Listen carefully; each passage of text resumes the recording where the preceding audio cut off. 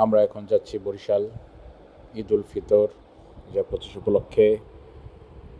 আমরা এখন ওয়েট করতেছি একটা গ্যাস স্টেশনে। এখানে একটু গ্যাঞ্জাম হয়েছিল, ড্রাইভার উবার নিয়েছিলাম, তো ড্রাইভার এই ক্যাচার ট্যাচার সামলে চলে যাচ্ছে, আমি সেখান থেকেই কথা বলছিলাম গাড়িতে বসেই।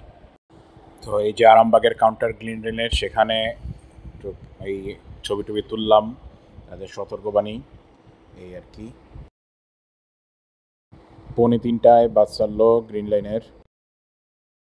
পদ্মা নদীর উপর পদ্মা ব্রিজ, সেখান থেকে খুব ভালো একটা ভিউ দেখতে পেলাম, ভালোই লাগলো। স্লো মোশনে ভিডিও করলাম। সবচেয়ে ভালো লেগেছে গ্রিন লাইনে এবার দেখলাম ইফতারি দিচ্ছে, তারা নাকি 2টার পর থেকে প্রত্যেকটা বাসেই ইফতারির আয়োজন করেছে। এই যে দেখতে পাচ্ছেন ইফতারির প্যাকেট। এরপর বরিশাল পৌঁছালাম। তারপর হচ্ছে পরের দিন আমরা নাজমস রেস্তোরাঁ থেকে অর্ডার দিয়েছিলাম। অলরেডি আপনারা শুনতে পাচ্ছেন গ্রামের চাচাতো ভাইরা অলরেডি গান ছেড়ে দিয়েছে, ডিজে বাহারুলের গান। আমরা এনজয় করছি। সবাইকে ঈদের শুভেচ্ছা, ঈদ মুবারক।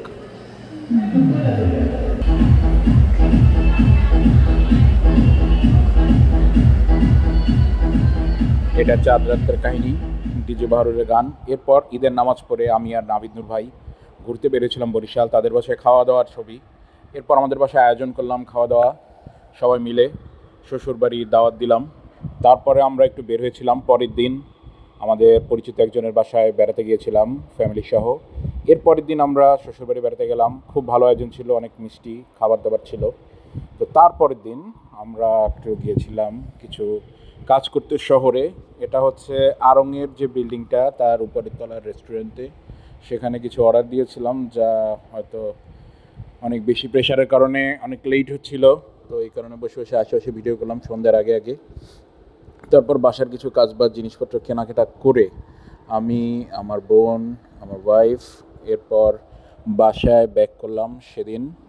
এবং এরপর পরের দিন শুক্রবার আমাদের শিডিউল অনুযায়ী টিকিট কাটা ছিল। তো আমরা এখানে কফি আর লাচ্ছি খেয়েছিলাম। তো শিডিউল অনুযায়ী আমরা আবার গ্রিন লাইনে ব্যাক করলাম। তো রাস্তায় দেখলাম বরিশাল গেট রেস্টুরেন্ট থেকে যখন বাসে উঠলাম, অনেক জ্যাম রাস্তার অন্য সাইডে, মানে ঢাকা থেকে বরিশালগামী বা অন্য জায়গা থেকে বরিশালগামী বাসের ওই সাইডটায় প্রচুর জ্যাম। কাহিনী বুঝলাম না, হয়তো কোনো ঝামেলা টামেলা হয়েছে কিনা। যাই হোক, খুব সুন্দরভাবে আমরা গ্রিন লাইনে করে বাসায় ব্যাক করলাম। এই যে আবার পদ্মা সেতুর উপরের একটা ভিডিও। তারপর কোনো ঝামেলা হয় নাই। আর সবচেয়ে যে ব্যাপারটা হচ্ছে, ঈদে এবার মন মতন অনেক কিছু চেয়েছিলাম, তার সব কিছু না পারলেও অধিকাংশই করতে পেরেছি, সবার সাথে দেখা হয়েছে। এরপর বাসায় চলে এলাম। পরের ভিডিও দেখার আমন্ত্রণ জানিয়ে শেষ করছি এখানেই। আপেক্ষিক সাইনিং অফ।